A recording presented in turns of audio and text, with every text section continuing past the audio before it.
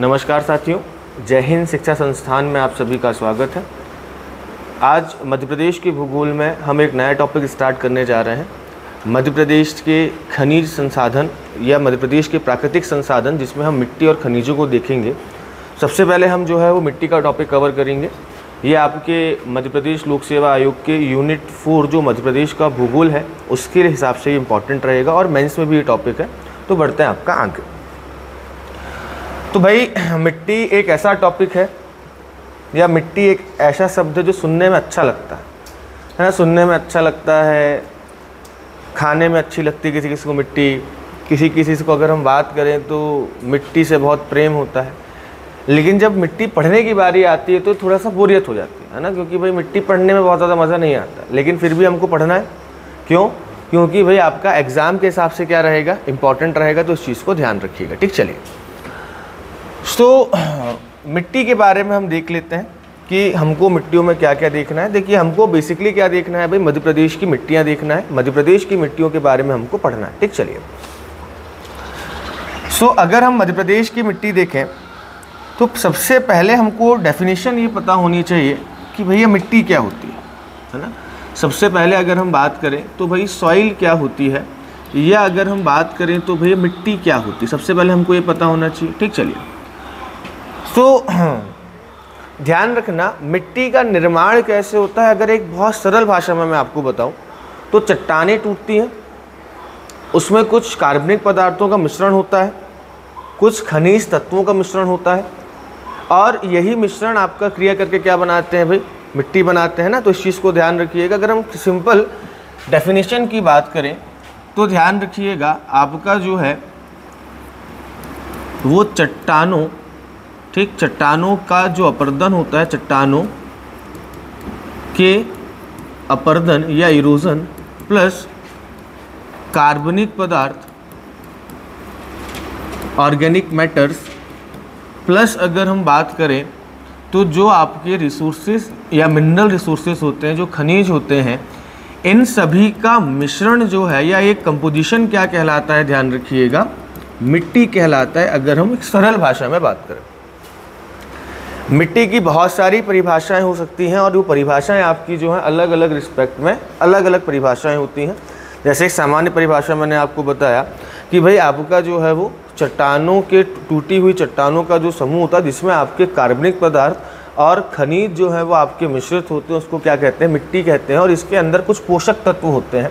चलिए, तो मिट्टी की डेफिनेशन की अगर हम बात करें तो यहाँ पर लिखा हुआ है कि भाई आपके शैलों के विघटन, मतलब अगर हम बात करें तो आपका लूज एंड आपका unorganised land material produced by dissolution and separation of rocks. ठीक, चलिए। मतलब अगर हम बात करें तो शैलों के विघटन, ठीक, तो पहले चीज़ तो क्या हो गया, आपका डिसोल्यूशन हो गया। मतलब अगर हम बात करें शैलों के टूटने और उनके वियोजित, मतलब अगर हम बात करें वापस आपका सेपरेशन होने से जो आपका पदार्थ बनता है उसको क्या कहते हैं, आपका मृदा कहते हैं। ठीक, इसकी ऊपरी परत जो होती है, इसके अंदर क्या होता है भाई, आपका पेड़ पौधे और जो फसल होती हैं उनको उगाने या बढ़ने के लिए क्या होता है भाई, आपके आवश्यक तत्व होते हैं। ठीक, इसलिए सिंपल भाषा आप जो है वो ध्यान रखिएगा कि भाई आपका मिट्टी क्या है, मिट्टी चट्टानों, जीवाश्मों और अगर हम बात करें तो मिनरल या खनिजों का क्या है भाई, आपका योग है। ठीक, चलिए। तो मिट्टी की डेफिनेशन आप ध्यान रखिएगा। वैसे मिट्टी की डेफिनेशन कभी प्रीलिम्स में आएगी नहीं, फिर भी आप ध्यान रखिए। ठीक, चलिए आगे बढ़ते हैं। तो हमको मध्य प्रदेश की मिट्टियाँ पढ़नी है। ठीक, चलिए। अब मध्य प्रदेश की मिट्टियाँ अगर हम पढ़ेंगे तो इसमें आप देखेंगे कि भाई आपका एक विभाग है जिसका नाम है, ठीक, भूमि और मृदा सर्वेक्षण विभाग। ठीक, तो ध्यान रखिएगा, भूमि व मृदा सर्वेक्षण विभाग, जिसको कहा जाता है land and soil survey department. ठीक, तो ध्यान रखिएगा, इसको आप ऐसे कह सकते हैं भाई कि आपका department of soil and land survey. ठीक, चलिए। इसके अनुसार अगर हम बात करें तो ध्यान रखिएगा, मध्य प्रदेश की जो मिट्टियां हैं, एमपी की जो मिट्टियां हैं, इसको हमने कितने भाग में बांटा हुआ है, 5 भागों में बांटा हुआ है। ठीक, तो ध्यान रखिएगा कि अगर हम बात करें तो हमने जो है वो मध्य प्रदेश की मिट्टियों को मोटे तौर पर कितने भाग में बांटा हुआ है? 5 भाग में बांटा हुआ है। 5 भाग कौन कौन से हो जाएंगे? तो पहला ध्यान रखिएगा, हमारे यहाँ जो सबसे बड़ा मिट्टी समूह है वो कौन सा है भाई? आपका काली मिट्टी, या अगर हम बात करें तो भाई ब्लैक सॉइल। तो ध्यान रखिएगा, सबसे ज़्यादा हमारे यहाँ कौन सी मिट्टी पाई जाएगी भाई?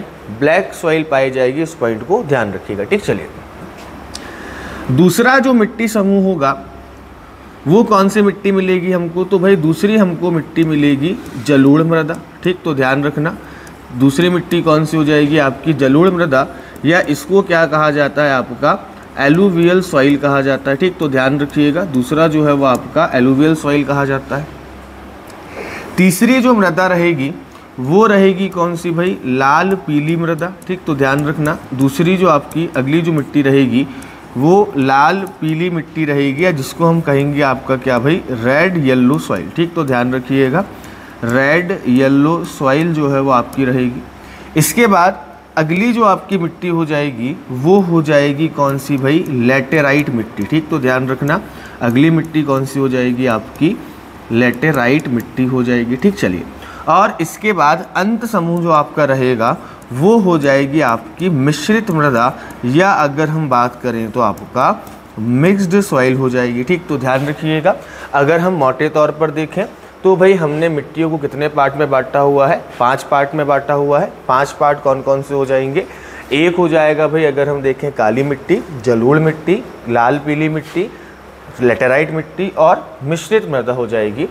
काली मिट्टी को भी अगर हम बात करें तो और भागों में बांटते हैं। जब आप देखेंगे तो हमने काली मिट्टी को जो है वो मेनली 3 पार्ट में बांटा हुआ है। एक हो जाएगी कैसी? सामान्य काली मिट्टी, ठीक, या अगर हम बात करें जिसको हम कहेंगे आपका नॉर्मल ब्लैक सॉइल कहेंगे, ठीक। चलिए, दूसरा अगर हम बात करें तो दूसरा हो जाएगा आपका गहरी काली मिट्टी, या जिसको हम कहेंगे आपका डीप ब्लैक सॉइल या डार्क ब्लैक सॉइल कहेंगे, ठीक। डार्क या डीप ब्लैक सॉइल कहेंगे। और इसके बाद तीसरा जो है वो हो जाएगा आपकी हल्की काली मिट्टी, या जिसको आपका छिछली मिट्टी कहा जाता है, या जिसको आपका लेयर्ड सॉइल कहा जाता है, या इसको आप कह सकते हैं लाइट ब्लैक सॉइल कह सकते हैं। तो भाई ध्यान रखना, ये आपके क्या हो जाएंगे? काली मिट्टी के भी प्रकार हो जाएंगे, ठीक। तो ध्यान रखना भाई, आपका ऐसे पदार्थ या आपका जो चट्टान है, चट्टानों, खनिज पदार्थों और जो ऑर्गेनिक मैटर होते हैं, कार्बनिक पदार्थ होते हैं, इनके मिश्रण क्या कहलाता है? एक मिट्टी कहलाता है, जिसके अंदर पौधों को डेवलप करने की या पौधों को विकसित करने की क्या हो भाई? आपकी क्षमता हो। और अगर हम बात करें तो भाई भूमि और मृदा सर्वेक्षण विभाग के द्वारा मध्य प्रदेश की मिट्टी को हम मोटे तौर पर अगर हम बात करें तो 5 भागों में बांटते हैं। काली, जलोढ़, लाल पीली, लैटेराइट और मिश्रित मिट्टी में बांटते हैं। बढ़ते हैं आपका आगे, ठीक। चलिए, एक मैप बनाकर जो है हम इस मिट्टी को पूरा एक मैप देख लेते हैं कि कहाँ पर कौन कौन सी मिट्टी जो है वो पाई जाएगी, है ना। उसके बाद आगे चीज़ों को समझेंगे कि कोई भी मिट्टी अगर हम पढ़ रहे हैं तो हमको क्या क्या चीज़ उसमें पढ़नी है, ठीक। चलिए, तो सबसे पहले अगर हम बात करें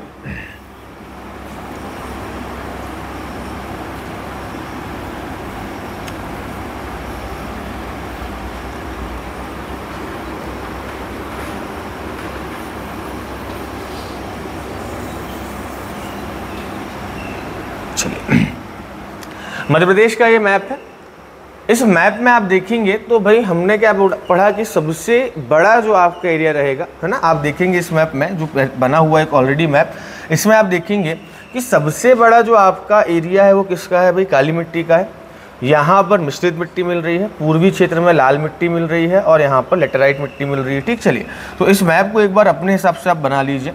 अगर हम देखेंगे तो भाई यहाँ पर गंगा यमुना का मैदान है, और हमने पढ़ा था जब हम मध्य भारत का पठार पढ़ रहे थे तब हमने ये चीज़ पढ़ी थी कि भाई मध्य भारत का मैदान जो है यहाँ पर नदियों के द्वारा लाए गए निक्षेप से मिट्टी का निर्माण हुआ है। हमने पढ़ा था इस चीज़ों को।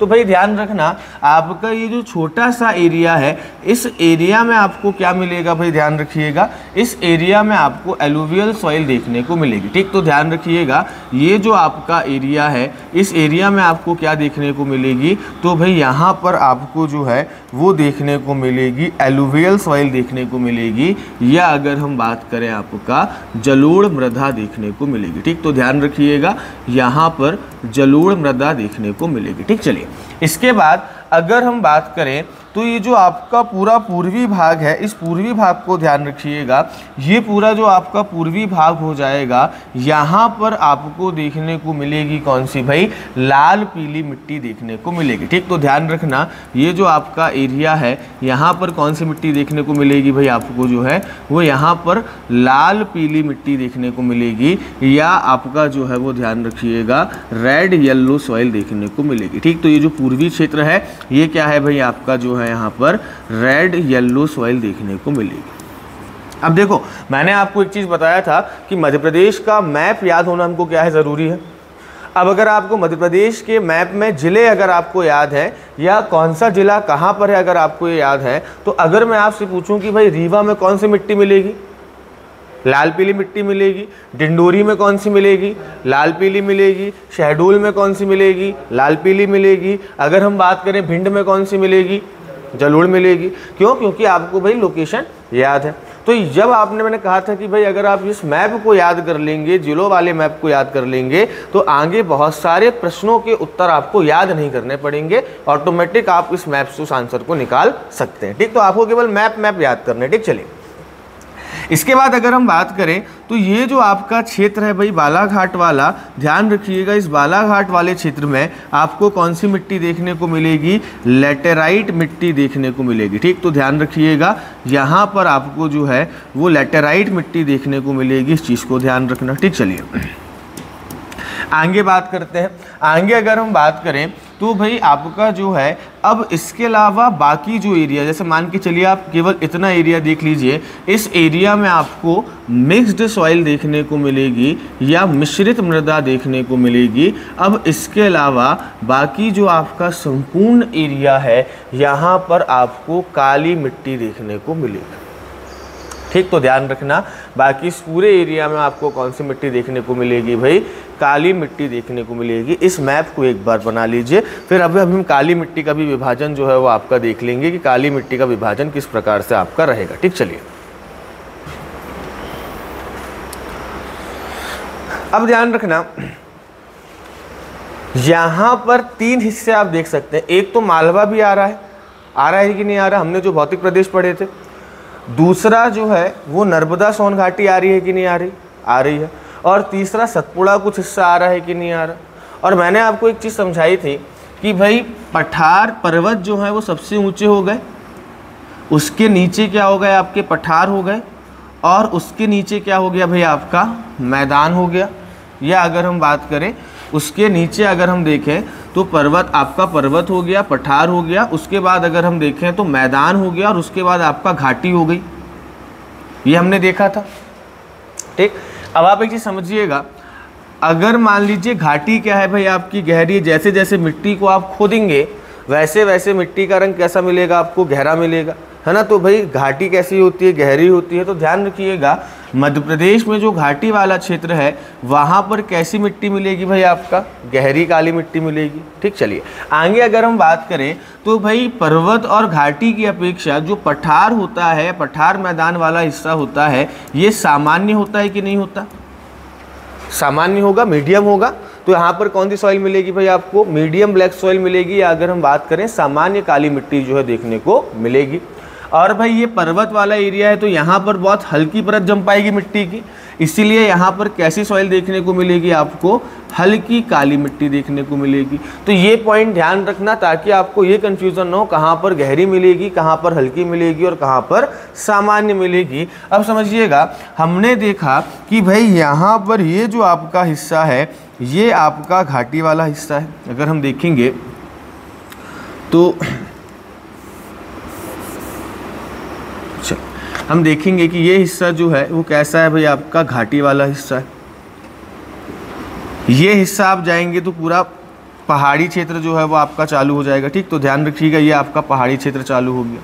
तो आप देखेंगे कि ये जो आपका घाटी वाला हिस्सा है, ठीक, जिसको हम क्या कहते हैं भाई आपका नर्मदा घाटी कहते हैं, यहाँ पर आपको किस प्रकार की मिट्टी देखने को मिलेगी, यहाँ पर आपको गहरी काली मिट्टी देखने को मिलेगी। ठीक, तो ध्यान रखना यहाँ पर क्या देखने को मिलेगी भाई, आपको गहरी काली मिट्टी देखने को मिलेगी। ठीक, इसके बाद अगर हम बात करें जो आपका ये निचला भाग है, सतपुड़ा वाला भाग है, जहाँ पर सतपुड़ा के पहाड़ देखने को मिलते हैं, इस एरिया में अगर हम बात करें तो भाई ध्यान रखिएगा इस एरिया में आपको जो है वो हल्की काली मिट्टी देखने को मिलेगी। ठीक, ध्यान रखिएगा।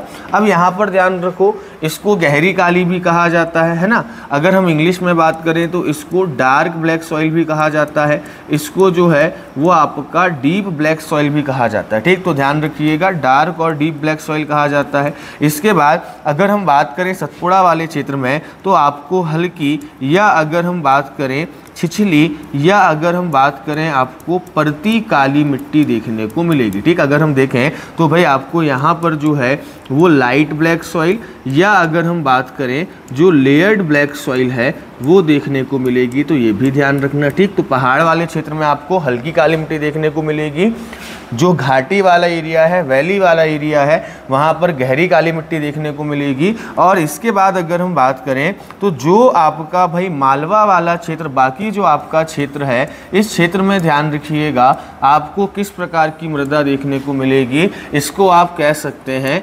सामान्य काली मृदा, या इसको आप कह सकते हैं मध्यम काली मृदा देखने को मिलेगी। ठीक, तो ध्यान रखना यहाँ पर या तो अगर हम बात करें तो आपको नॉर्मल ब्लैक सॉइल, या अगर हम बात करें तो आपको जो है वो मीडियम ब्लैक सॉइल देखने को मिलेगी। इस पॉइंट को क्या रखिएगा भाई, ध्यान रखिएगा। ठीक, चलिए यहाँ तक क्लियर हो गया। इस मैप को आप एक बार बना लेना। इस मैप को अगर आपने याद कर लिया तो आपको जिले याद नहीं करने पड़ेंगे, है ना, कि भाई किस जिले पर कौन सी मिट्टी जो है पाई जा रही है, वो याद करने में क्या होगी, आपको आसानी होगी। ठीक, चलिए बात करते हैं आपका आगे। मैंने आपको एक चीज़ कहा था कि भाई जब भी हम कोई बात पढ़ते हैं, कोई टॉपिक पढ़ते हैं, तो उसका क्या बना ले भाई, एक फॉर्मेट बना ले। और इस फॉर्मेट से क्या होता है कि भाई बिना बुक के रिवीजन करने में आपको क्या होती है भाई, आसानी होती है। ठीक, चलिए अब अगर हम बात करें किसी भी मिट्टी के बारे में अगर आप पढ़ेंगे तो कौन कौन से फॉर्मेट या कौन कौन से बिंदु हमको जो है वो पता होने चाहिए। ठीक, चलिए तो भाई सबसे पहले अगर हम बात करें, अगर आप मिट्टी के बारे में पढ़ेंगे तो सबसे पहले तो आपको ये पता होना चाहिए वो मिट्टी किस क्षेत्र में मिलती है। ठीक, तो पहले तो क्या पता होना चाहिए कि वो मिट्टी कहाँ मिल रही है भाई, आपका किस क्षेत्र में मिल रही है। दूसरा अगर हम बात करें तो दूसरा उसका लगभग कितना क्षेत्रफल है। अभी सबका भले ही पता ना हो, लेकिन जो सबसे बड़ी मिट्टी उसका हमको क्या होना चाहिए भाई, पता होना चाहिए कि इसका क्षेत्रफल जो है वो लगभग कितना है। आगे बात करें, अगला क्या हो जाएगा, अगला ध्यान रखना भाई इस मिट्टी का निर्माण कैसे हुआ है। इस मिट्टी का अगर हम बात करें तो भाई फॉर्मेशन कैसे हुआ ये हमको देखना है। ठीक, तो क्या हो गया भाई, पहला आपका क्षेत्र हो गया, दूसरा क्षेत्रफल हो गया, और तीसरा क्या हो जाएगा भाई, आपका फॉर्मेशन हो जाएगा। चौथा पॉइंट अगर हम बात करें तो भाई अगला पॉइंट क्या हो जाएगा कि इस मिट्टी को अन्य किस नाम से जाना जाता है ना। तो इस मिट्टी को अगर हम बात करें तो हम अन्य किस नाम से जानते हैं, ये भी आपको इंपॉर्टेंट हो जाएगा। ठीक, चलिए अब इसके बाद एक प्रश्न जो हो गया वो हो गया इसकी प्रॉपर्टी से, या अगर हम बात करें इसकी विशेषताओं से। अब ध्यान रखिएगा इसकी विशेषताओं में हमको क्या क्या देखना है। सबसे पहले हम बात करेंगे कुछ एलिमेंट्स की बात करेंगे या कुछ तत्वों की बात करेंगे। अब ध्यान रखना हर मिट्टी में कोई ना कोई तत्व पाया जाएगा, क्योंकि मैंने क्या कहा, खनिज पदार्थ इसमें मिक्स होते हैं मिट्टियों में, तो कोई ना कोई एलिमेंट्स मिलेंगे, कोई ना कोई तत्व जो है वो आपका इसमें मिलेगा, कोई ना कोई कंपोनेंट्स इसमें आपके मिलेंगे।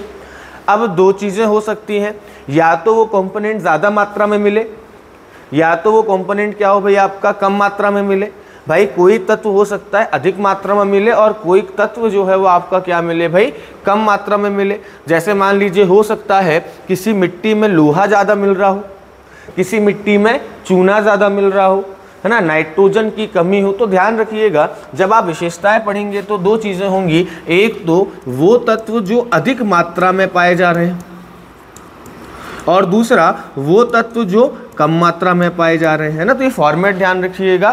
तो ये एक हमको पॉइंट देखना विशेषताओं में एलिमेंट्स। दूसरा अगर हम बात करें तो इसकी पीएच मान कितना है, इसका पीएच वैल्यू कितना है, एसिडिक नेचर की है या बेसिक नेचर की, अल्कलाइन नेचर की है, है ना, या अगर हम बात करें न्यूट्रल नेचर है, या इसका पीएच मान कितने से कितने के बीच हो सकता है, ये हमको देखना पड़ेगा। ठीक, चलिए इसके बाद अगर हम आगे बात करें तो भाई हम देख सकते हैं कि इस मिट्टी की अन्य क्या और क्या खासियत है। जैसे भाई काली मिट्टी कुछ अलग विशेषता होगी, है ना, तो हम क्या देख लेंगे भाई, अन्य विशेषता देख लेंगे। अन्य विशेषताओं में अगर हम बात करें तो अगर उसके बारे में कुछ विशेष पॉइंट है वो हमको याद करना है। और चौथा अगर हम बात करें, सबसे लास्ट पॉइंट ध्यान रखना, सबसे लास्ट पॉइंट हम क्या देखेंगे कि इस पर कौन कौन सी फसलें जो हैं वो आपकी उगाई जा सकती हैं, कौन कौन सी क्रॉप्स जो हैं वो आपकी इसमें होती हैं। तो कोई भी मिट्टी हम पढ़ेंगे तो लगभग इतने डायमेंशंस हमको क्या रखने रहते हैं, याद रखने रहते हैं। अगर इतने डायमेंशंस आपको याद है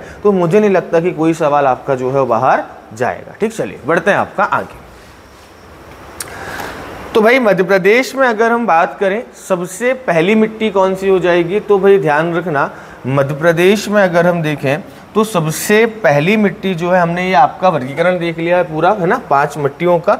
सबसे पहली मिट्टी आपकी जो होगी वो कौन सी हो जाएगी भाई, काली मिट्टी हो जाएगी। ठीक, चलिए तो सबसे पहली मिट्टी हो जाएगी कौन सी भाई, आपकी काली मिट्टी हो जाएगी। अब काली मिट्टी के बारे में कुछ चीज़ें आपका जो है वो देख लेते हैं। चलिए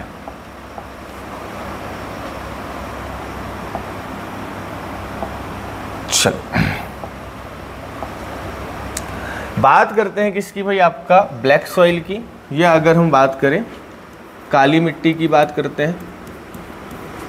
अब हम अगर फॉर्मेट की बात करें तो हम देखते हैं कि भाई हमको क्या क्या चीज़ें इसमें आपकी पढ़नी है। ठीक, चलिए सबसे पहले अगर हम बात करें तो ये काली मिट्टी का क्षेत्र कौन सा है, तो आप देखेंगे कि भाई मध्य प्रदेश का जो मालवा वाला क्षेत्र है ना, मालवा वाला क्षेत्र हो गया, और आपका जो उत्तर पश्चिम क्षेत्र है, अगर आपका उत्तरी वाला जो क्षेत्र हो गया, यहाँ पर क्या मिलती है आपको भाई, काली मिट्टी देखने को मिलती है। तो सबसे पहले हम किसकी बात कर रहे हैं भाई, आपके क्षेत्र की बात कर रहे हैं। और क्षेत्र या इसका एरिया जो है, इस एरिया में हमने क्या देखा कि ये मिट्टी आपको मेनली कहाँ मिलेगी भाई, आपका मालवा, और कुछ मात्रा में कहाँ मिलेगी भाई, आपको मध्य भारत में देखने को मिलेगी। प्लस साथ ही साथ में अगर हम बात करें तो नर्मदा घाटी में आपको देखने को मिलेगी। और प्लस ही अगर हम बात करें तो जो आपका पश्चिमी सतपुड़ा एरिया है वहां पर आपको देखने को मिलेगी। ठीक, तो एक तो ये डायमेंशन हो गया।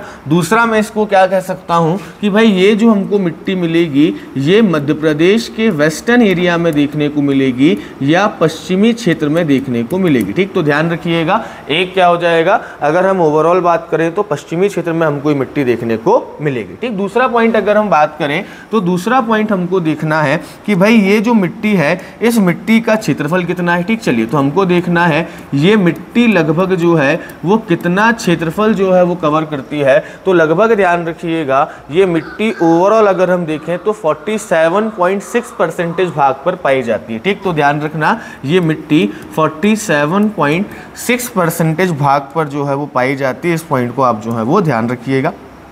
ठीक, चलिए तो ध्यान रखना लगभग अगर हम बात करें तो आपका 47.6% भाग पर जो है ये मिट्टी पाई जाती है। इंपॉर्टेंट बात है, ध्यान रखिएगा। और ध्यान रखना भाई मध्य प्रदेश में जो है वो आपकी सबसे ज़्यादा, ठीक, तो ध्यान रखना मध्य प्रदेश में जो है वो आपकी सबसे ज़्यादा पाई जाने वाली क्या है भाई, ये मिट्टी है। इस पॉइंट को भी क्या रखिएगा, आप ध्यान रखिएगा। ठीक, चलिए इसके बाद अगले पॉइंट की अगर हम बात करें तो भाई ध्यान रखना कि आपका जो है हम बात करते हैं इसके निर्माण की बात करते हैं कि भाई इसका निर्माण कैसे हुआ है। तो भाई ध्यान रखना ये जो आपकी मिट्टी बनी है ये किससे बनी है भाई, आपका दक्कन ट्रैप से बनी है ना। तो ध्यान रखना हमने पढ़ा था जब हमने मालवा का पठार पढ़ा था कि भाई दक्कन ट्रैप मतलब क्या हो गया, लावा का मैदान हो गया। और भाई ध्यान रखना ये दक्कन ट्रैप के जो है वो बेसाल्ट लावा से बनी हुई मिट्टी है। ठीक, तो ध्यान रखिएगा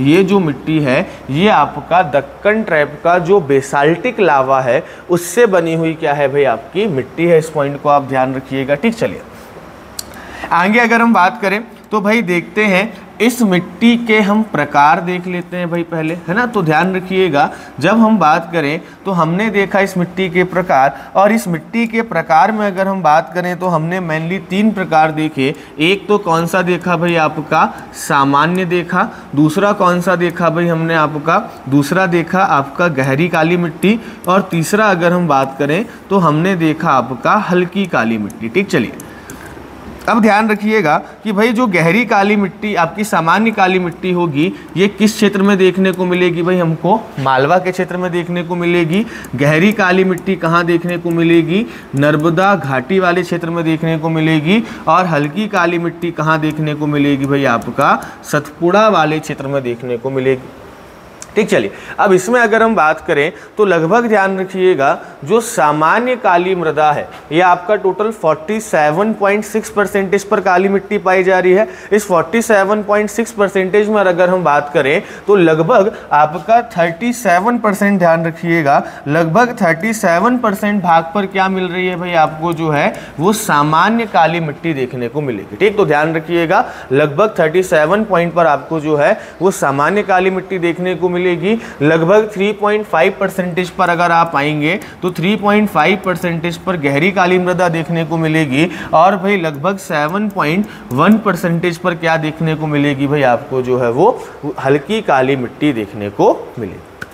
ठीक, इनको आप जोड़ेंगे सबको तो कितना आ जाएगा भाई आपका 47.6 आ जाएगा। तो ध्यान रखिएगा। चलिए, तो हमने देख लिया क्या भाई इसके आपके जो है वो काली मिट्टी की जो बेसिक चीज़ है वो देख ली। इसके अलावा अगर हम बात करें इस मिट्टी को और किन किन नामों से जाना जाता है, तो भाई ध्यान रखिएगा, ये जो आपकी मिट्टी है इसको हम अन्य बहुत सारे नामों से जानते हैं। जैसे इसका एक इम्पॉर्टेंट नाम क्या है भाई आपका, रेगुर मिट्टी। ठीक, तो ध्यान रखिएगा, इसको हम किस नाम से जानते हैं भाई आपका, रेगुर सॉइल के नाम से जानते हैं। ठीक, चलिए इसके बाद अगर हम बात करें, इसको जो है वो आपका कपासी मृदा के नाम से भी जाना जाता है, क्योंकि अगर हम बात करें कपास के लिए ये बहुत अच्छी मानी जाती है। इसके बाद इसको ध्यान रखिएगा ट्रॉपिकल चोरनोजम के नाम से भी जाना जाता है। ठीक, तो ध्यान रखना, इसको जो है वो किस नाम से जाना जाता है आपका, ट्रॉपिकल चरनोजम के नाम से जाना जाता है, या इसको उष्ण कटिबंधीय चरनोजम के नाम से भी जाना जाता है। ठीक, तो ध्यान रखना, इस मिट्टी को उष्ण कटिबंधीय चरनोजम के नाम से भी जाना जाता है। बहुत इंपॉर्टेंट आपका ये नाम है, ये इसका अंतर्राष्ट्रीय नाम है। ठीक, अगर हम बात करें चरनोजम का मतलब होता है मिट्टी, और काली मिट्टी जो है वो आपके उष्ण कटिबंधीय एरिया में, ट्रॉपिकल एरिया में मिलती है, इसीलिए इसको हम क्या कहते हैं भाई आपका, ट्रॉपिकल चरनोजम कहते हैं, उष्ण कटिबंधीय मिट्टी कहते हैं। ठीक, वापस बता देता हूं कि भाई चरनोजम का जो है अंतर्राष्ट्रीय स्तर पर अगर हम बात करें तो चरनोजम का अर्थ क्या होता है भाई आपका, चरनोजम मिट्टी के लिए प्रयोग किया जाता है, और काली मिट्टी जो है वो ट्रॉपिकल एरिया में देखने को मिलती है। ट्रॉपिकल एरिया मतलब कर्क रेखा से मकर रेखा के बीच देखने को मिलती है, क्योंकि भाई यहीं पर अगर हम बात करें तो तापमान ज़्यादा है ना। तो ध्यान रखिएगा, कर्क रेखा से मकर रेखा के बीच देखने को मिलती है, ट्रॉपिकल एरिया में देखने को मिलती है, इसीलिए इस मिट्टी का अंतर्राष्ट्रीय नाम क्या है भाई आपका, उष्ण कटिबंधीय चरनोजम मिट्टी है। इस पॉइंट को विशेष रूप से जो है वो ध्यान रखिएगा। आगे अगर हम बात करें तो ये मिट्टी बनी किससे है भाई आपका, लावा से बनी है ना, तो एक नाम तो ये हो गया। इसके बाद ये मिट्टी लावा से बनी है तो इसको लावा सॉइल भी कहा जाता है, इसको जो है वो क्या कहा जाता है आपका, लावा मिट्टी भी कहा जाता है। इसको जो है वो आपका अगर हम बात करें तो भर्री और कन्हर भी कहा जाता है। तो ध्यान रखना, इसका एक नाम भर्री हो जाएगा, इसका अगर हम एक नाम बात करें तो भाई कन्हर नाम हो जाएगा। तो ये सारे नाम किसके हो जाएंगे भाई आपके, काली मिट्टी के, रेगुर मिट्टी, कपासी मिट्टी, ट्रॉपिकल चरनोजम, उष्णकटिबंधीय चरनोजम मिट्टी, लावा मिट्टी, भर्री मिट्टी और कन्हर मिट्टी। ये ध्यान रखिएगा, सारे जो है ये आपकी काली मिट्टी के ही क्या है भाई आपके नाम है। चलिए बढ़ते हैं आपका आगे। ठीक, आगे अगर हम बात करें तो भाई इसका विस्तार हमने देख लिया कि भाई अगर आप इस मैप को देखेंगे तो आप विस्तार बता पाएंगे। जो हमने काली मिट्टी का मैप बनाया था कि भाई मालवा के क्षेत्र में हो गया, निमाड़ के क्षेत्र में हो गया, नर्मदा घाटी के क्षेत्र में हो गया, जिले भी बता सकते हैं इंदौर, उज्जैन, ठीक, इसके बाद धार, झाबुआ, खंडवा, खरगोन, यहाँ सब क्या मिल रही होंगी भाई, आपकी काली मिट्टी आपको देखने को मिल रही होंगी। ठीक, चलिए आगे अगर हम बात करें तो भाई ध्यान रखना, आगे इसकी कुछ और विशेषताओं की बात करते हैं। तो हमने पढ़ा था कि भाई हमको जब भी हम विशेषताएं पढ़ेंगे तो हमको क्या क्या चीज़ें पढ़नी है। तो भाई ध्यान रखना, जब भी हम विशेषता पढ़ेंगे तो सबसे पहले हमको देखना है कि कौन कौन से तत्व इसमें किस मात्रा में मिलते हैं। ठीक, ध्यान रखना। अब एक चीज़ ध्यान रखना, जो आपको याद करने हैं वो अधिक वाले याद करने है ना। जब भी भारत में मिट्टी में ऐसे खनिज पदार्थों की बात आएगी जो कम मात्रा में है, तो 3 ध्यान रखना मेनली, कौन कौन से, नाइट्रोजन, फास्फोरस, नाइट्रोजन, फास्फोरस और कार्बनिक पदार्थ। ठीक, ध्यान रखिएगा, ये 3 आपका जो है ऑर्गेनिक मैटर, ध्यान रखना, ये 3 आपको लगभग हर मिट्टी में, मध्य प्रदेश में तो आपको हर मिट्टी में कम मात्रा में मिलेंगे। मतलब अगर पूछा जाए कि मध्य प्रदेश की मिट्टी में इनमें से कोई मिट्टी का नाम आपको दे दे और पूछे कि भाई कौन सा तत्व कम मात्रा में पाया जाता है, किस तत्व की कमी होती है, तो भाई नाइट्रोजन, फास्फोरस और ऑर्गेनिक मैटर याद रखिएगा। रात को 2 बजे भी कोई सोते उठा के पूछे और पूछे कि भाई मध्य प्रदेश में मिट्टी में कौन से तत्व की कमी पाई जाती है, तो क्या बोलोगे भाई, नाइट्रोजन, फास्फोरस, ऑर्गेनिक मैटर या कार्बनिक पदार्थ। ठीक, चलिए अब बात करते हैं भाई आपकी इसमें अधिकता की। तो भाई ध्यान रखना, बेसाल्ट जो है वो क्या है, लोहे का एक टाइप है, लोह पदार्थ है बेसाल्ट। ठीक, तो ध्यान रखिएगा, इसमें आपका लोहा अधिक मात्रा में मिलेगा, है ना। तो इसमें आपको लोह या आयरन जो है वो आपको अधिक मात्रा में मिलेगा। दूसरा अगर हम बात करें तो इसमें आपको जो है वो लाइम या चूना अधिक मात्रा में मिलेगा। ठीक, तो ध्यान रखना, यहाँ पर आपको जो है वो लाइम या चूना अधिक मात्रा में मिलेगा। तो ध्यान रखिएगा, लोहा और चूना जो है वो आपको यहाँ अधिक मात्रा में मिलेगा। इसके बाद अगर हम बात करें तो भाई इसमें आपको जो है वो मैग्नीशियम कार्बोनेट भी देखने को मिलेगा। ठीक, तो ध्यान रखना, लोह पदार्थ मैन हो गया, चूना, बाकी इसके जो सब्सटेंस होते हैं, जो इसके उप उत्पाद या उप खनिज होते हैं, वो आपको यहाँ पर देखने को मिलेंगे। ठीक, चलिए दूसरा अगर हम बात करें कि भाई इस मिट्टी के पीएच वैल्यू की अगर हम बात करें तो भाई ध्यान रखिएगा, इस मिट्टी के अगर हम पीएच वैल्यू की बात करते हैं तो इसका ही पीएच वैल्यू जो है वो आपका 7.5 से लेकर जो है वो 8.5 तक देखने को मिलती है। ठीक, तो ध्यान रखना, इस मिट्टी की जो पीएच वैल्यू है ये कैसी है भाई, अगर हम बात करें तो 7.5 से जो है वो आपका 8.5 जो है वो देखने को मिलती है। आगे अगर हम बात करें तो भाई इसकी अन्य विशेषताओं में देखिएगा, इस मिट्टी का रंग क्या होता है भाई, आपका काला होता है ना। और काला रंग किसके कारण होता है, तो ध्यान रखिएगा, आयरन के कारण, या इसका जो इसमें जो लोहा अधिक पाया जाता है ना, तो भाई ध्यान रखना, ये लोहा जो है ये किसके लिए उत्तरदायी है भाई, आपका काले रंग के लिए उत्तरदायी है। ठीक, और इसमें ये जो आपको चूना मिलता है ना, ये इसकी जल धारण क्षमता या जो वाटर ऑब्जर्विंग कैपेसिटी है उसके लिए आपका जो इम्पोर्टेंट है, पढ़ेंगे हम आप ही इसमें आगे। ठीक, तो ध्यान रखना कि भाई ध्यान रखिएगा, इसमें क्या है भाई, आपका चूने की अधिकता है, इसीलिए इस मिट्टी की एक विशेषता है, क्या विशेषता है कि भाई इस मिट्टी की जो वाटर होल्डिंग कैपेसिटी है, इस मिट्टी की जो जल धारण क्षमता है वो क्या है भाई, आपकी बहुत ज़्यादा है। ठीक, तो ध्यान रखिएगा, इस मिट्टी की जल धारण क्षमता क्या है भाई, आपका अधिक है।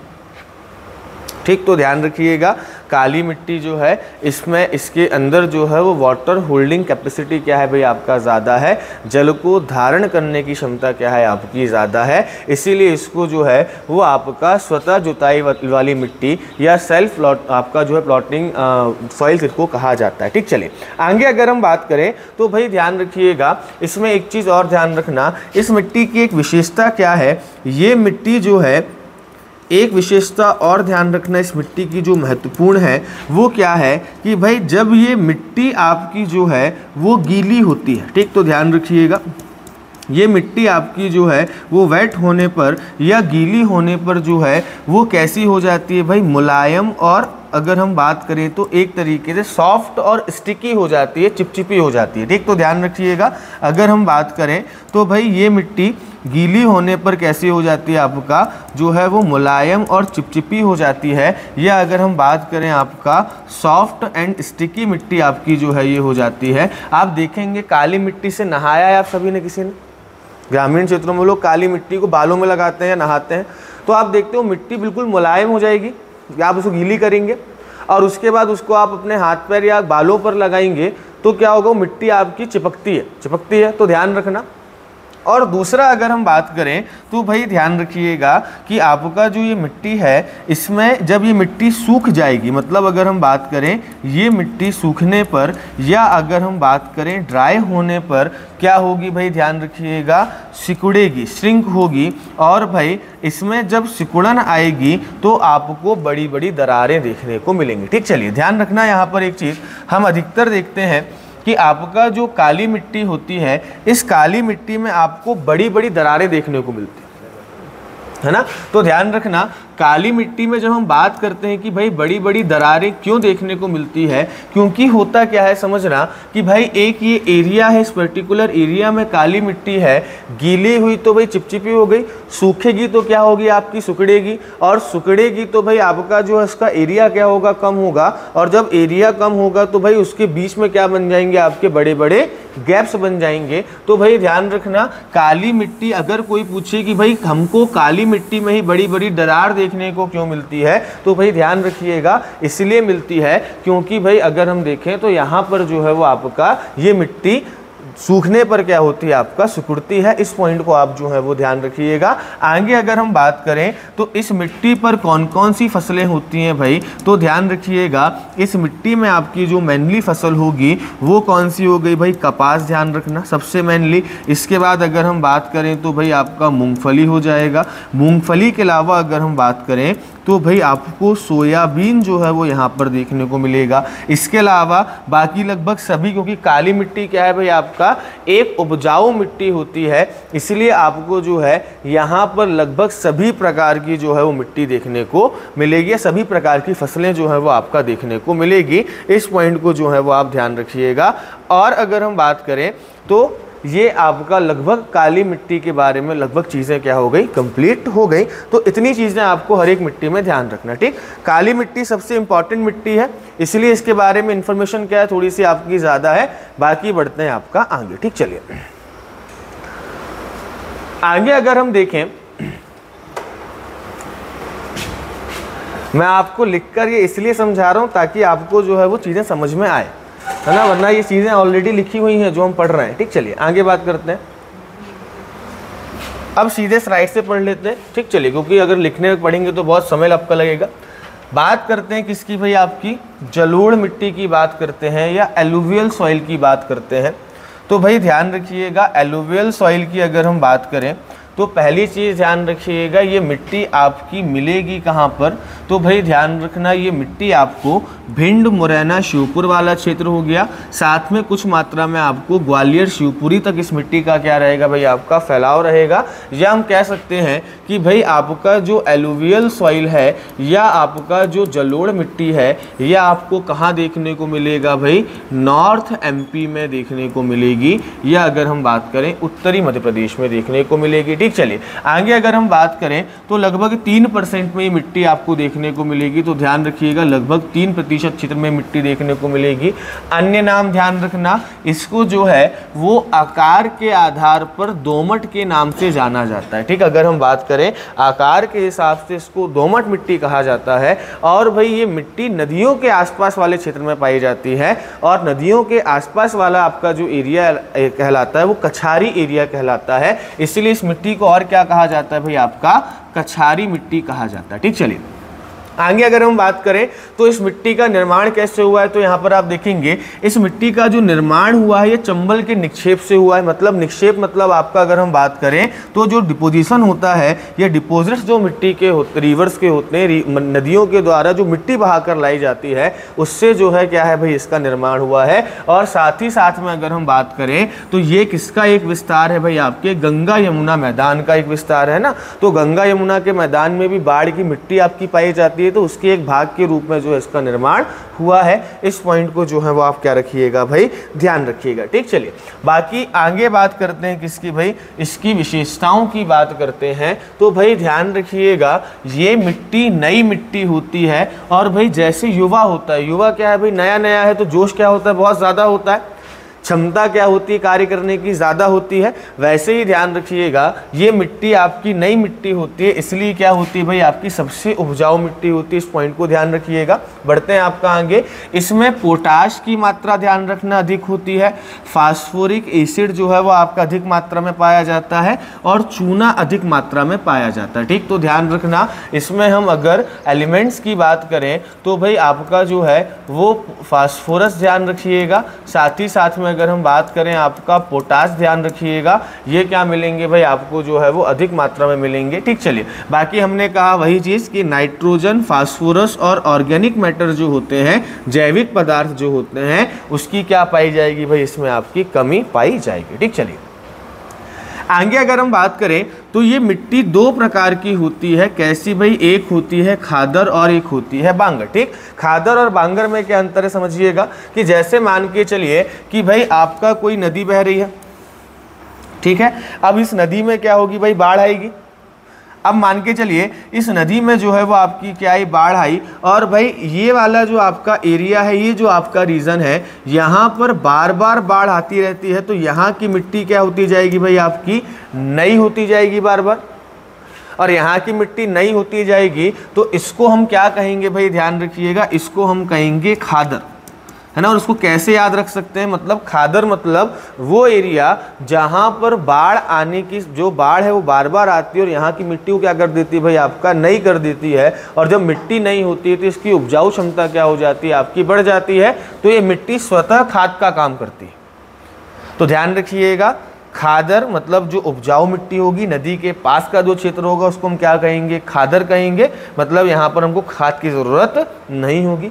अब इसके बाद दूसरा एक ऐसा एरिया होगा जहाँ पर बाढ़ का पानी हर साल नहीं पहुँच सकता। ठीक, तो ध्यान रखना, यहाँ पर तो आपका जो है वो बाढ़ का पानी हर साल पहुँच रहा है, लेकिन यहाँ जो दूसरा क्षेत्र है, यहाँ पर बाढ़ का पानी जो है वो आपका हर साल नहीं पहुँच पाता है, और इसकी वजह से ये मिट्टी जो है वो आपकी पुरानी हो जाती है, और फिर इस मिट्टी को क्या कहा जाता है, आपका बांगर कहा जाता है। ठीक, तो ध्यान रखिएगा, बांगर से धीरे धीरे क्या बन जाएगा, बंजर बन जाएगा ना। तो ऐसे ध्यान रखिएगा, जो आपका नदी के पास वाला इलाका है उसको क्या कहा जाएगा भाई, अगर हम बात करें तो आपका जो है खादर कहा जाएगा, और भाई जो आपका ऐसा एरिया जहां पर बाढ़ का पानी हर साल नहीं पहुंच पाता उसको बांगर कहा जाएगा। ठीक, चलिए बाकी अगर हम बात करें तो इस मिट्टी के रंग की अगर हम बात करें तो ये मिट्टी आपका कुछ क्षेत्रों में हल्का पीलापन लिए हुए है।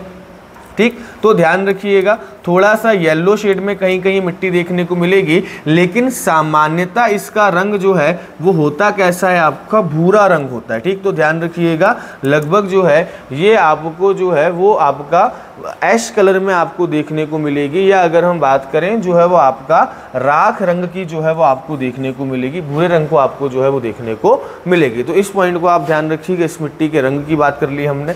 आगे अगर हम बात करें तो भाई इस मिट्टी में क्या होता है, क्योंकि नदियों के द्वारा अपर्दन के स्वरूप बनाई गई क्या है भाई, आपकी मिट्टी है, और अपर्दन होगा या इरोजन होगा तो थोड़े बड़े बड़े कणों में होगा, और बड़े बड़े कणों में होगा तो भाई सिंपल बात है, मैंने आपको उदाहरण समझाया था कि भाई अगर आप सभी को मैं पास पास खड़े कर दूं हाथ पकड़ के तो आपको तोड़ना आसान, मतलब तोड़ना मुश्किल रहेगा आपके गोले को, लेकिन अगर आप लोग दूर दूर खड़े होंगे तो गोले को तोड़ना क्या रहेगा, आपका आसान रहेगा। सेम वही चीज़ है, यहाँ पर मिट्टी के कण क्या है भाई, आपके बड़े बड़े हैं, बालू की अधिकता है, रेत की अधिकता है, और रेत के कण क्या होते हैं भाई, आपके बड़े बड़े होते हैं। तो यहाँ पर पानी क्या है भाई, आपका इनके बीच गैप ज़्यादा होता है, तो पानी या हवा क्या करती है भाई, आपका इनको आसानी से तोड़ देती है। तो भाई ध्यान रखिएगा, इसी कारण इसमें क्या होता है भाई, आपका अपर्दन ज़्यादा होता है, इसीलिए आपको यहाँ पर बीहड़ देखने को मिलेंगे। ठीक, चलिए पीएच मान की बात करें, इसकी पीएच वैल्यू की बात करें तो भाई ध्यान रखिएगा, ये मिट्टी आपका एल्कलाइन नेचर की होती है या क्षारीय मृदा आपकी जो है ये होती है। आगे अगर हम बात करें तो इसमें फसलें कौन कौन सी हो जाएंगी, तो भाई गेहूं ध्यान रखिएगा। इसके बाद आप ध्यान रखना, उत्तर प्रदेश में ये मिट्टी ज़्यादा मिलती है, क्योंकि गंगा यमुना का मैदान है। और आप देखेंगे उत्तर प्रदेश की सबसे प्रमुख फसल कौन सी हो जाएगी भाई, आपकी गन्ना होती है, गन्ना ज़्यादा होता है उत्तर प्रदेश में। इसके बाद आगे अगर हम बात करें तो ध्यान रखना भाई, भिंड मुरैना में जाएंगे तो मैंने बताया था क्या होता है भाई, यहाँ पर आपका सरसों ज़्यादा होता है। मध्य भारत का पठार जब हमने पढ़ा था तब भी मैंने आपको ये बताया था कि भाई जो मध्य भारत का पठार है इसको क्या कहा जाता है, आपका पॉट ऑफ मस्टर्ड कहा जाता है, सरसों की हांडी कहा जाता है। इसके बाद अगला हो जाएगा आपका ज्वार। ज्वार क्यों, क्योंकि भाई यहाँ पर अगर हम बात करें जो बांगर वाले एरिया हैं ये कम उपजाऊ एरिया होते हैं, पानी भी क्या गिरता है भाई यहाँ पर आपका कम गिरता है, और भाई इसी वजह से यहाँ पर जो मोटे अनाज हैं जो ज्वार वगैरह है वो क्या होता है मेनली आपका किया जाता है। ठीक, चलिए तो ये किसके बारे में हो गया भाई, आपका जलोढ़ मिट्टी के बारे में हो गया। अगली मिट्टी कौन सी हो जाएगी भाई, आपका लाल पीली मिट्टी। ठीक, चलिए लाल पीली मिट्टी की अगर हम बात करें तो भाई ध्यान रखना, ये मिट्टी अगर देखा जाए तो मध्य प्रदेश का दूसरा सबसे बड़ा समूह। ठीक, तो भाई ध्यान रखिएगा, दूसरा जो है वो क्या हो जाएगा, आपका सबसे बड़ा मिट्टी समूह हो जाएगा या सॉइल ग्रुप हो जाएगा। ठीक, तो ध्यान रखिएगा लगभग जो है ये 37% भाग में पाई जाती है। तो ध्यान रखिएगा लगभग जो है वो 37% भाग पर जो है वो आपकी क्या है भाई पाई जा रही है। और 37% कहाँ पर पाई जा रही है, तो भाई ध्यान रखना बुंदेलखंड का कुछ पार्ट हो गया। इसके बाद अगर हम बात करें रीवा पन्ना वाला क्षेत्र हो गया, और इसके बाद आपका जो बघेलखंड वाला क्षेत्र है यहाँ पर आपको जो है क्या है भाई ये मिट्टी देखने को मिलेगी। जिलों के नाम लिखे हुए हैं ध्यान रखिएगा, मंडला, डिंडोरी, बालाघाट, अनूपपुर, सीधी, सिंगरौली, है ना, शहडोल, रीवा, सतना, ये सारे जिले आपके इसमें आएंगे। ठीक, चलिए इसका निर्माण किससे हुआ है, तो भाई ध्यान रखना इसका निर्माण जो है वो आपके चट्टानों के अपर्दन से हुआ। आप समझना एक्चुअली में क्या चीज़ है इसमें भाई, हर मिट्टी में कोई ना कोई धात्विक जो है वो खनिज होते हैं, और इन क्षेत्रों में आप देखेंगे पूर्वी क्षेत्रों में पानी क्या गिरता है भाई आपका ज़्यादा गिरता है। दूसरा ये बनी है चट्टानों के अपर्दन से, तो चट्टानों का आप रंग देखेंगे तो अधिकतर क्या होता है भाई आपका जो है वो ब्राउनिश टाइप में होता है, लाल रंग की लगभग चट्टानें होती है ना, मतलब उसी टाइप में आप उसी शेड में आपकी चट्टानें होती हैं। तो 2-3 रीजन है, पहली चीज़ तो चट्टानों का शेड कलर, दूसरा उन्हीं चट्टानों से टूटकर ये बनी है, तीसरा अगर हम बात करें तो भाई चट्टानों में धात्विक खनिज पाए जाते हैं। और जब इस क्षेत्र में यह अपर्दन होता है या मिट्टी बनती है, मिट्टी के बाद इस क्षेत्र में आप देखेंगे पानी क्या गिरता है भाई ज़्यादा गिरता है, और पानी ज़्यादा गिरेगा तो भाई जो आपके जो तत्व हैं वो नीचे चले जाएंगे, इससे मिट्टी की उपजाऊ क्षमता क्या हो जाएगी, कम हो जाएगी। भाई पोषक तत्व पानी के साथ बहकर कहाँ चले गए, नीचे चले गए, नीचे इकट्ठे हो गए, ऊपर की मिट्टी क्या हो गई भाई आपकी अनुपजाऊ हो गई। इसके बाद अगर हम बात करें तो भाई क्या होगा फिर आपका ऊपर जो है वो केवल धातुओं के ऑक्साइड रह जाएंगे, और ऑक्साइड्स का रंग होता है लाल। आप देखते हैं ना कहीं भी पानी गिरेगा तो आपको जहाँ पर भी धातु होगी वहाँ पर लाल रंग की जंग देखने को मिल जाएगी। और जंग क्या है भाई आपका धातुओं के ऑक्साइड, लोहे का ऑक्साइड क्या कहलाता है भाई आपका जंग कहलाता है। तो ध्यान रखिएगा अगर हम बात करें तो इस मिट्टी का निर्माण ध्यान रखिएगा भाई किससे हुआ है, कारण ध्यान रखना। पहली चीज़ तो यहाँ पर विंध्यन क्रम की चट्टानें मिलेंगी, रीवा पन्ना का मैदान हो गया। यहाँ पर आपको आर्कियन क्रम की चट्टानें मिलेंगी बुंदेलखंड के आसपास। यहीं पर आपको जो है वो धारवाड़ क्रम की चट्टानें देखने को मिलेंगी, और यहीं पर आपका जो बघेलखंड है आपको यहाँ पर गोंडवाना क्रम की चट्टानें देखने को मिलेंगी। तो इनका अपर्दन होगा, और भाई ध्यान रखिएगा इनका इरोजन होने के बाद इस क्षेत्र में अगर हम बात करें तो वर्षा क्या होती है भाई आपका अधिक होती है, जिसके कारण अगर हम बात करें तो भाई आपके इनके ऑक्साइड्स का निर्माण होता है, और इसका रंग कैसा हो जाता है भाई ध्यान रखिएगा आपका लाल हो जाता है। और पानी गिरेगा तो आपका और जो है इसमें जो है आपका और लालपन आएगा, और उसको हम क्या कह देंगे आपका लेटेराइट मिट्टी कह देंगे। आप देखेंगे जिन भी क्षेत्रों में पानी ज़्यादा गिरता है वहाँ पर आपको रेड सॉइल और लेटेराइट सॉइल देखने को मिलती है। आप केरल चले जाइए, पश्चिमी घाट में आपको लेटेराइट मिट्टी देखने को मिलेगी, उसके आसपास आपको लाल मिट्टी देखने को मिलेगी। ठीक, चलिए आगे ये चीज़ें आप जो है वो ध्यान रखिएगा। अब इसमें एक पॉइंट और ध्यान रखना, ये जो मिट्टी है ना भाई 2 शेड में पाई जाएगी। ठीक, ये मिट्टी की जो ऊपरी परत होगी, जो इसकी अपर लेयर होगी, ध्यान रखना, इस मिट्टी की ऊपरी परत का रंग कैसा होगा भाई? लाल होगा। ठीक, ध्यान रखना, इस मिट्टी का जो ऊपरी परत होगा इसका रंग लाल होगा। और किस कारण होगा? तो ध्यान रखिएगा, आयरन ऑक्साइड के कारण। ठीक, तो इसमें अगर हम बात करें, इस मिट्टी की जो ऊपरी परत होती है इसका रंग कैसा होता है भाई? लाल होता है। और लाल क्यों होता है? तो भाई ध्यान रखिएगा, इसका रंग लाल होता है आपका आयरन ऑक्साइड के कारण। हम पढ़ते हैं मंगल ग्रह का रंग लाल क्यों है? क्योंकि भाई उसमें आयरन ऑक्साइड की क्या है? अधिकता है। तो भाई ध्यान रखिएगा, आपका यहाँ भी आयरन ऑक्साइड की अधिकता के कारण इसका रंग क्या रहेगा भाई? आपका लाल रहेगा। ठीक, चलिए दूसरा अगर हम बात करें तो भाई आपका जो है इसकी जो निचली आपकी जो परत रहेगी, इस मिट्टी को अगर आप खोदेंगे तो निचली परत आपको जो है वो पीली दिखाई देगी, येलो दिखाई देगी। और येलो क्यों दिखाई देगी? क्योंकि भाई ये रंग आपको दिखाई देगा फेरिक ऑक्साइड के कारण। ठीक, तो ध्यान रखिएगा, जहाँ पर आयरन ऑक्साइड होगा वहाँ पर क्या होगी भाई? आपकी लाल मिट्टी होगी। जहाँ पर फेरिक ऑक्साइड होगा वहाँ पर पीली होगी। जहाँ पर फेरस ऑक्साइड होगा वहाँ पर मिट्टी में हल्का सा नीलापन पाया जाएगा। ठीक, तो इन चीज़ों को आप जो है वो ध्यान रखिएगा। तो भाई ऊपरी परत लाल होती है, निचली परत क्या होती है भाई? इसकी अगर हम बात करें तो आपको इसकी निचली परत जो है वो पीली दिखाई देगी। ठीक, चलिए बढ़ते हैं आपका आगे। ठीक, अब सिंपल बात है, इस मिट्टी का रंग हमने देख लिया, लाल पीला होता है। लाल पीले के साथ साथ चॉकलेटी कलर जिसको आप देख लीजिएगा। ठीक, चलिए इसमें पोटाश, सोना और लोहे की क्या होगी भाई? अधिकता होगी। लोहे की अधिकता क्यों होगी? क्योंकि हमने देखा लोहे के ऑक्साइड के कारण इसका रंग कैसा है भाई? आपका लाल है।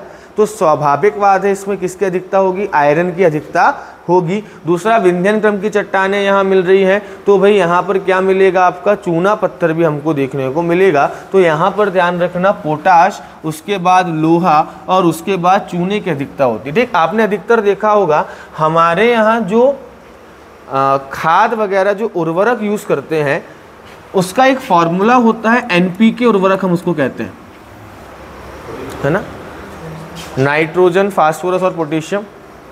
क्योंकि यही हम मिट्टी को क्यों दे रहे हैं? क्योंकि इन्हीं की हमारे मिट्टी में क्या होती है? कमी होती है। तो आप देखेंगे जो फर्टिलाइजर्स होते हैं मेनली वो हमारे कौन से फर्टिलाइजर यूज़ होते हैं? NPK फर्टिलाइजर यूज़ होते हैं ना। तो जिसमें नाइट्रोजन होता है, जिसमें फास्फोरस होता है, जिसमें पोटेशियम होता है। तो ये चीज़ें आप जो है वो ध्यान रखिएगा। ठीक, चलिए वापस वही बात आ गया कि भाई 3 चीज़ें कम पाई जाएगी हर मिट्टी में मध्य प्रदेश की। क्या क्या? पहली चीज़ नाइट्रोजन, दूसरा चीज़ फास्फोरस और तीसरा क्या भाई? आपका ऑर्गेनिक मैटर। तो ध्यान रखना, नाइट्रोजन, फास्फोरस और ऑर्गेनिक मैटर की क्या पाई जाएगी भाई? आपका कमी पाई जाएगी। ठीक, चलिए ये पॉइंट मैंने आपको बता दिया। ऊपरी परत क्या होती है? लाल होती है। निचली परत क्या होती है भाई? आपका पीली होती है। ठीक, लोहे के ऑक्सीकरण के कारण क्या हो जाती है? ऊपरी परत लाल हो जाती है। ठीक, तो ध्यान रखना, लोहे के ऑक्सीकरण के कारण ऊपरी परत क्या हो जाती है भाई? आपका लाल हो जाती है। और जबकि जो फेरिक ऑक्साइड है, इस फेरिक ऑक्साइड के जल योजन या हाइड्रोलिसिस के कारण ध्यान रखिएगा इसकी निचली परत कैसी हो जाती है भाई? आपका पीली हो जाती है। इस पॉइंट को आप क्या रखिएगा? ध्यान रखिएगा।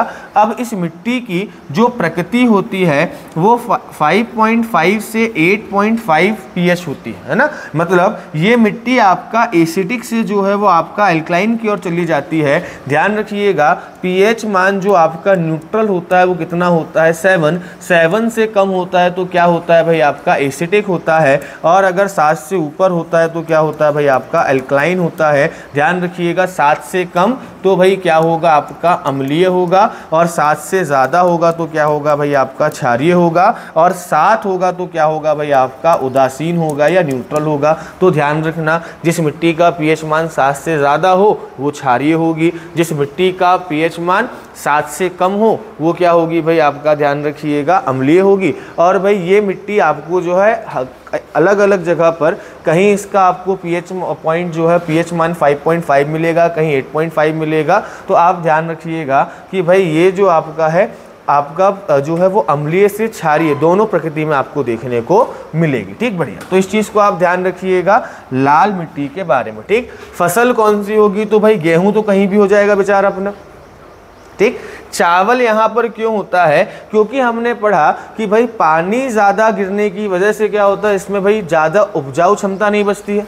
और आप देखेंगे चावल के लिए मिट्टी की उपजाऊ क्षमता उतने मायने नहीं करती, चावल को क्या चाहिए होता है, मेनली पानी चाहिए होता है। और आप देखेंगे मध्य प्रदेश का ये जो पूर्वी क्षेत्र है ना भाई, यहाँ पर पानी क्या गिरता है आपका, ज़्यादा गिरता है। इसकी वजह से आप देखेंगे तो इस क्षेत्र में क्या होता है, चावल ज़्यादा होता है। जैसी जैसी आप जो है वो पूर्व की ओर बढ़ेंगे, ठीक, मध्य प्रदेश के बाद जाएंगे कहाँ भाई, छत्तीसगढ़, बिहार, बंगाल, यहाँ पर क्या खाया जाता है, ज़्यादा चावल खाया जाता है।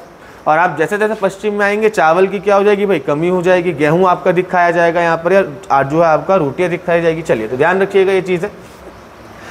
बात करते हैं आपका अगला, ठीक, अगली हो जाएगी आपकी कौन सी भाई, लेटेराइट मृदा हो जाएगी। लेटेराइट मृदा को आपका और देख लेते हैं, ठीक। चलिए देखिए लेटेराइट मिट्टी की अगर हम बात करें तो लैटिन भाषा का एक शब्द है जिसका नाम क्या है भाई, अगर हम बात करें तो आपका लेटर, ठीक। चलिए, और इस लेटर का मतलब क्या होता है, ध्यान रखिएगा, इसका अर्थ होता है आपका ईंट, या अगर हम बात करें ब्रिक्स, इसका मतलब होता है, ठीक। और ये जो मिट्टी है ना, इस मिट्टी की प्रकृति ब्रिक या ईंट की तरह है, इसीलिए इस मिट्टी को हमने क्या कहा आपका, लेटेराइट मिट्टी का, ठीक। तो ध्यान रखना, जो लेटेराइट शब्द है इसकी उत्पत्ति किससे हुई है भाई, आपका लैटिन भाषा के लेटर शब्द से हुई है, ठीक। तो ध्यान रखिएगा, लेटर शब्द से हुई है। इसीलिए अगर हम बात करें तो भाई ये जो आपकी मिट्टी है, ठीक, ध्यान रखना कि भाई इसको आपका लेटेराइट मिट्टी कहा जाता है, क्योंकि इसकी प्रकृति क्या होती है, आपकी ईंट की तरह होती है, ठीक। चलिए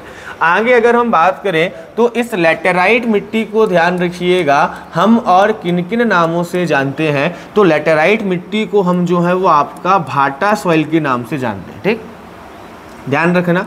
इसके बाद अगर हम बात करें तो ये मिट्टी आपका जो है वो बागवानी फसल जो आपकी होती है, खासकर चाय, आप देखेंगे असम वाले क्षेत्र में, केरल वाले क्षेत्र में, तो इस मिट्टी पर चाय आपकी ज़्यादा अच्छी होती है, इसलिए इसको क्या कहा जाता है, टी सॉइल भी कहा जाता है, या चाय वाली मिट्टी भी कहा जाता है ना। चाय वाली मिट्टी का मतलब ये नहीं कि इसको चाय में डाल दो या दूध में डाल दो तो चाय बन जाएगी, है ना।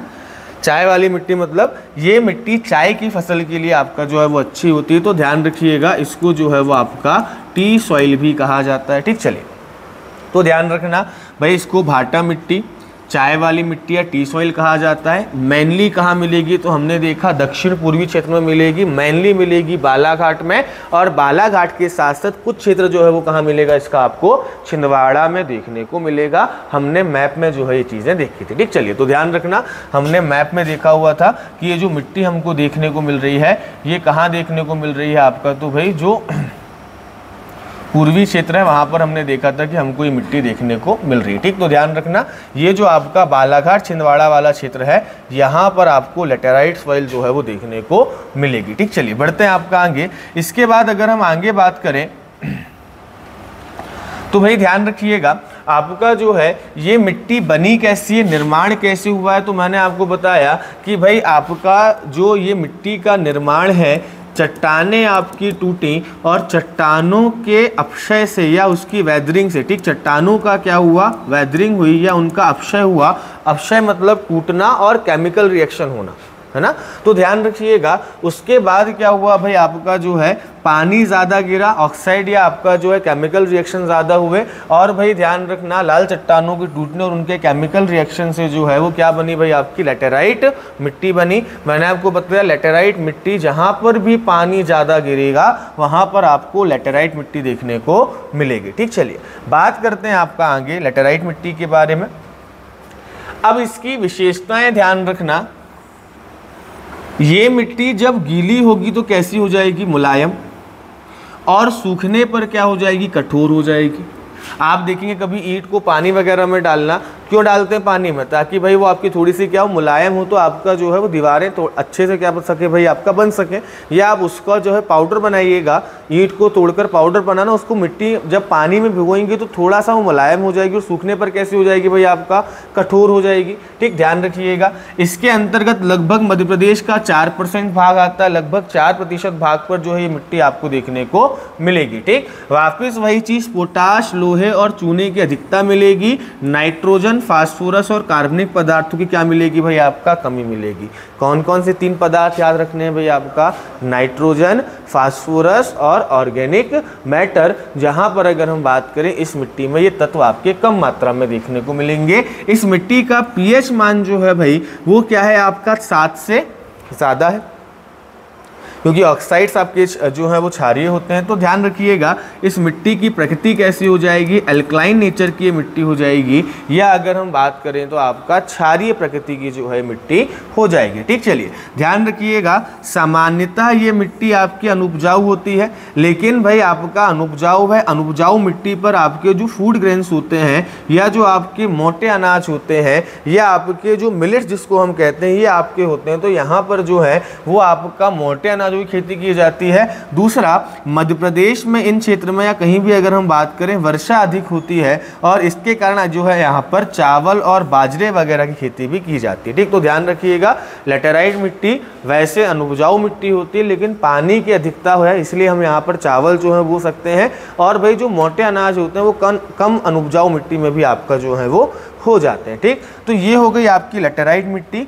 ये अंतिम मिट्टी और देख लो, मिश्रित मिट्टी। ठीक, चलिए अब ध्यान रखना इस मिश्रित मिट्टी का निर्माण कैसे हुआ है। तो इसके लिए 1 मिनट के लिए हम पुराने मैप में चलते हैं ताकि आपको सब चीज़ें समझ में आ जाए, इसमें कुछ लिखना नहीं है हमको। ठीक, चलिए हमने देखा कि भाई ये जो है यहाँ पर कौन सी मिट्टी देखने को मिल रही है, आपको लाल मिट्टी देखने को मिल रही है। ठीक, चलिए तो यहाँ पर आप देख रहे हैं कि यहाँ से कौन सी मिट्टी आ रही है भाई, लाल मिट्टी आ रही है। ठीक, इसके बाद यहाँ से कौन सी मिट्टी आ रही है भाई, आपका ब्लैक सॉइल आ रही है। यहाँ पर अगर हम देखेंगे तो एलुवियल या आपका जो है वो जलोढ़ मृदा है। अब समझना मिट्टी बिल्कुल अपना एरिया बॉर्डर के साथ समाप्त करेगी नहीं कि भाई यहाँ से एक डंडी खींच दी, एक लाइन हो गई, उसके बाद लाल मिट्टी आ गई।